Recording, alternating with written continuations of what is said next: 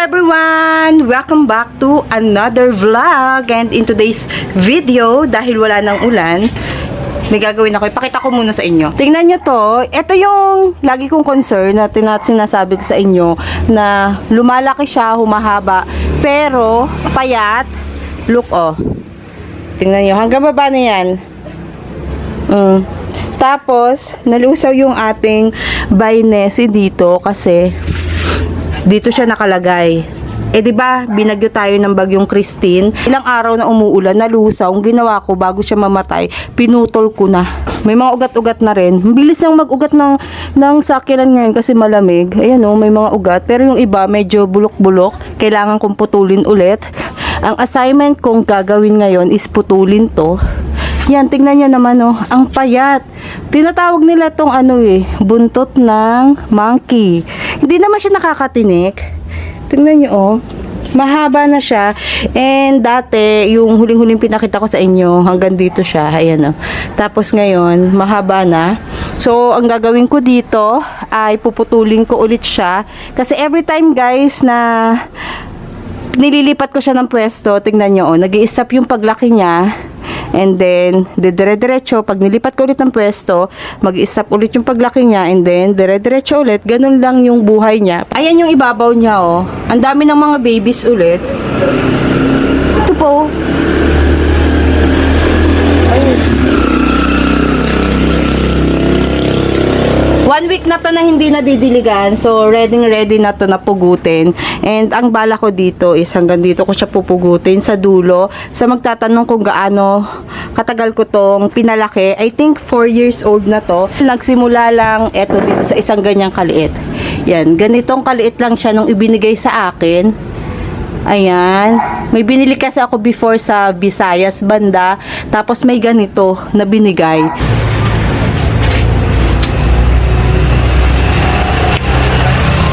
Tcharan! Maliit pa to ah.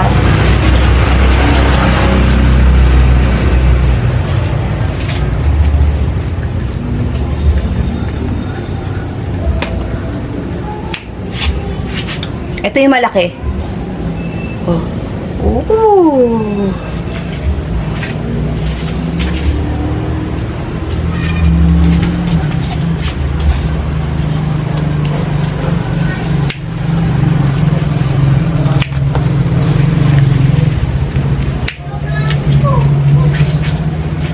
Ito isang to, pataba na yung kanyang tubo. Pero, pinutol ko na rin kasi pangit pag-iisa nakalaylay. Ito, iwan na natin to kasi maliit pa siya. So, ganito yung pagkakaputol ko sa kanya. Pugot talaga akong pugot. Kaya rin, pinutol ko sa dulo para yung kanyang mga babies dito tutubo. Kasi kung dito ko siya puputulin sa may bandang gilid or dito, nagtira ko ng ganyan, tutubo nga siya dito. Kaya lang, ang pangit. Kasi payat. So, dito na lang, nirefresh ko na lang siya dito sa ibabaw. Yan, ang dami pa rin palang mahaba dito na iniwan ako. And then, ito yung ating nakuha. Harvest kong harvest. Ayan o. Ipinold ko lang yung isang mahaba. O, diba? Ang haba. Ang dami nating ma-propagate nito. Tingnan nyo kung paano ko siya i-propagate. Naglagay lang ako ng baso kasi ilalagay ko dito yung dietane.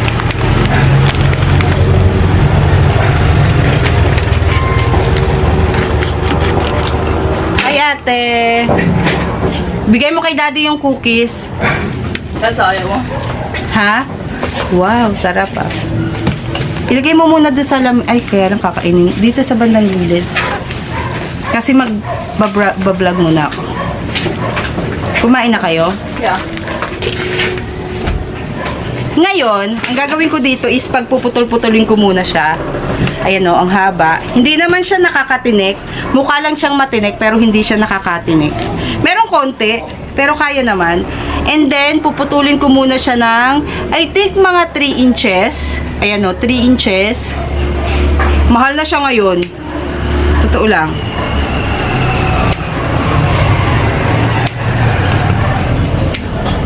Tansyahin lang natin yung pagpuputol. Huwag kayong manghinayang. I know, nanghihinayang kayo sa ginagawa ko. Kasi, ang haba-haba na niya. Tapos, pinutol ko. Well, gusto ko kasi siyang putulin. Matagal na. So, hindi na ako nanghinayang. Kasi matagal ko nang balak to putulin. And then, mamimigay tayo pag tumubo yan. Kasi magkakaroon tayo ng madaming space dito sa garden. Watch out nyo na lang. Hintayin muna nating mawala si Bagyong Christine kasi 2 days, kahapon lang pala nawala si Bagyong Christine. Ngayon is October 27. And ito ang taba, no? Ayan, oh. Pinutol ko na lang siya. 4 years old na to sa magtatanong. Yes, nanggaling lang po siya sa isang ganito.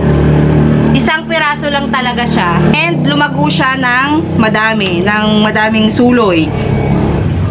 Kaya talagang tiyagaan lang sa pag-aalaga ng mga ganito. And hindi kasi tumaselan. Kahit ilang buwan ko tong hindi diligan. Well, siguro dahil kaya rin siya pumayat before is hindi ko siya masyadong nadidiligan. So, yan yung nangyayari. Paputol-putol yung kanyang paghaba. Kasalanan ko din. Kasi, since na hindi naman siya maselan, ayun yung ginagawa ko. Hindi ko siya pinapansin gaano, hindi ko siya gaano dinidiligan. Tsaka, tingnan nyo kung mapapansin nyo, old na talaga yung kanyang balahibo. Ayan. Kasi, siya, parang balahibo talaga siya parang balahibo nga to ni Cookies, ganyan yung kanyang texture, Tuloy na natin. Matigas na rin yung bandang dulo kasi pakahoy na siya. Yung nasa gitna niya.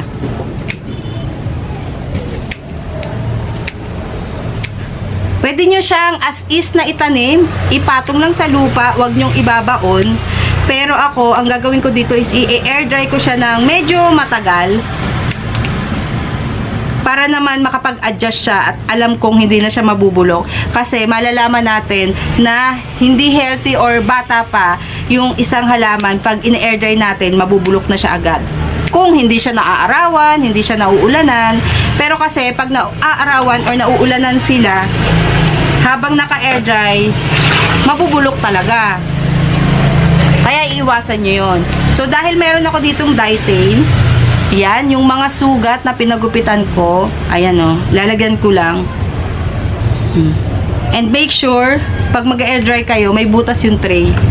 Kasi ako guys, minsan nag-air dry ako, and then pag magdidilig ako ng halaman, naaanuhan sila, nababasa kung hindi ko matatanggal habang nagdidilig ako. Pero ngayon, maingat na ako. Tignan nyo, dumidikit siya agad. Ayan sana nakikita nyo Yan, ganyan lang gawa ko. Hindi, again guys, hindi na ako nang hinayang na putulin siya kahit na sobrang haba kasi manipis or payat siya. So, etong ating ginawa na to, napakadami nitong puno. Basta madami siyang stem na mabubuhay. Actually, eto, pag ipinatong mo lang siya ng ganyan lang sa soil, is tutubo yung mga niya dito, pops, sa bandang dulo. Tutubo yan. Believe me. Pero kung kayo po ay walang tiyaga na mag-propagate ng ganito katagal, ang kakalabasan, ganito, ilang taon bago lumaki, propagation is not for you. Ako naman, yung iba, pinopropagate ko, yung iba hindi. Kasi na ba yung isa? Ito, pakita ko example. Meron ako ditong 3. Pero isa lang pakita ko sa inyo. Tignan nyo guys, Ito. Pinopagate ko siya, maliit lang. Ayan, hanggang dito lang yung pinopagate ko. Pero hala, nauulanan pala siya, basa. Pero ngayon, tignan nyo ang haba na niya. Hanggang dito lang siya nung pinopagate ko before. Yan. Nasa loob siya ng baso nung pinopagate ko. Pero ngayon ang haba na niya.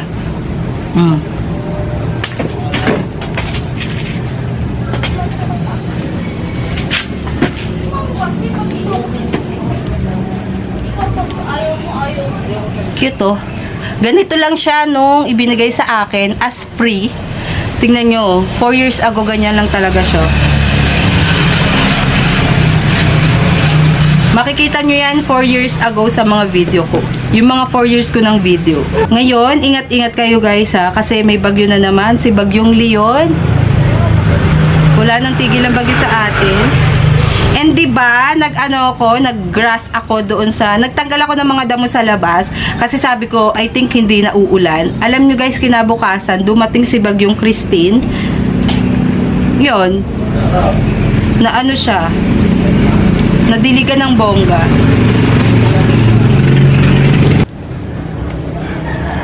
Yan. Apakatagal na nito ha. Mga 2 years na siguro tong Daytane na to. 2 years. Ang dami ko palang binili.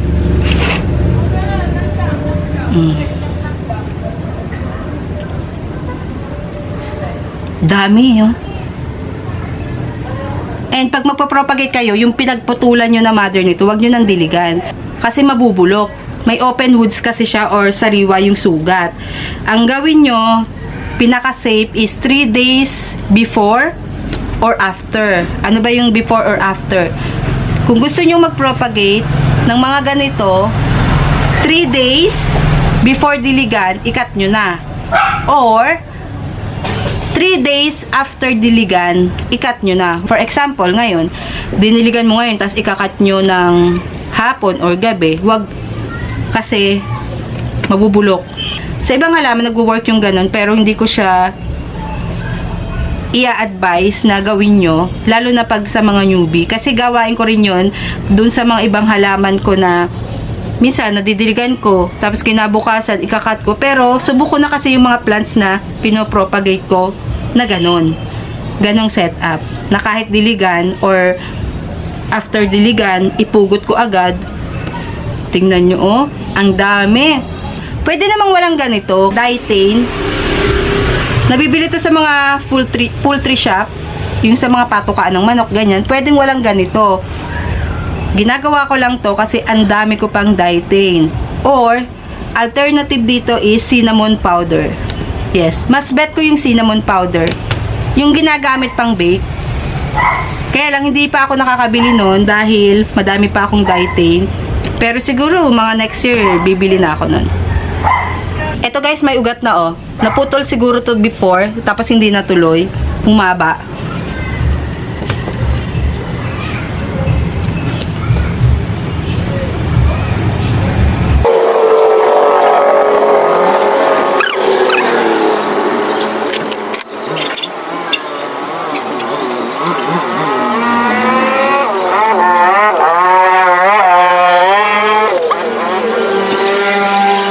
Parang lumpia.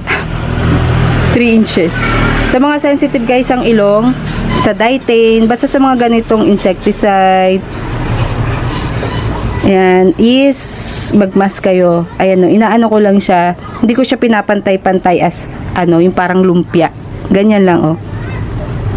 Para may hangin pa rin siyang nahihingahan. Ito hindi natin to maiiwasan na may mamamatay at mamamatay dito kasi bata yung pinakadulo.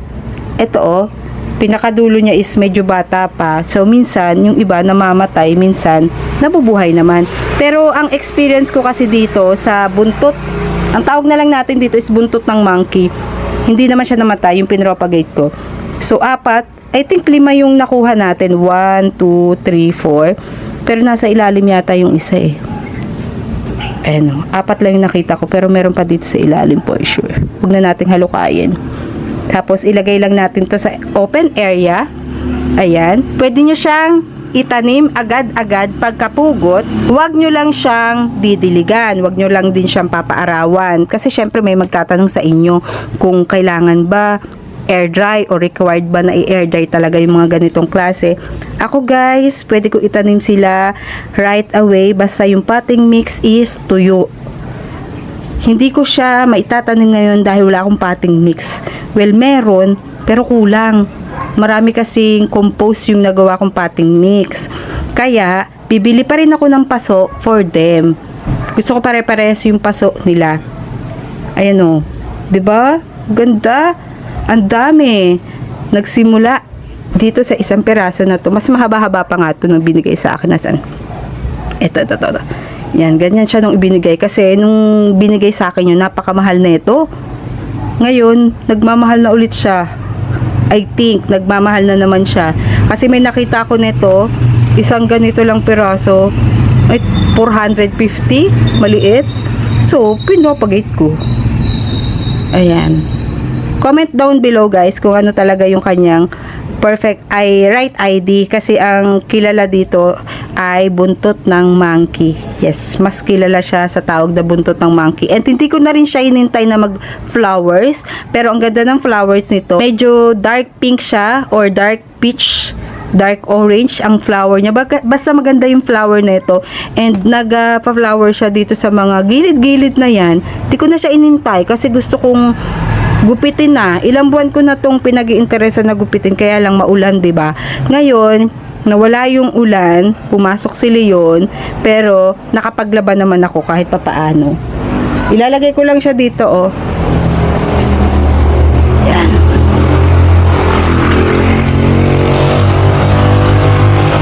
Ganyan. Open air.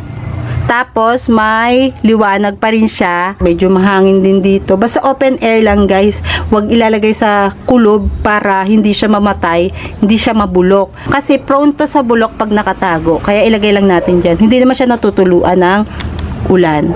Let's see kung kailan natin to itatanim. Siguro mga second week or third week ng November. Kasi ngayon is October 27. Yun. Pwede naman siyang i-air dry ng konti, ilang oras, or pa pwedeng 1 day, 2 days, 3 days bago nyo itanim, patong lang sa lupa na tuyo. Ganyan na lang. Ayan. Ganyan lang. And then, magkakaugat naman yan, huwag nyo silang didiligan. Sa ating mga cactus, guys, kahit walang diligyan ng matagal, hindi siya mamamatay.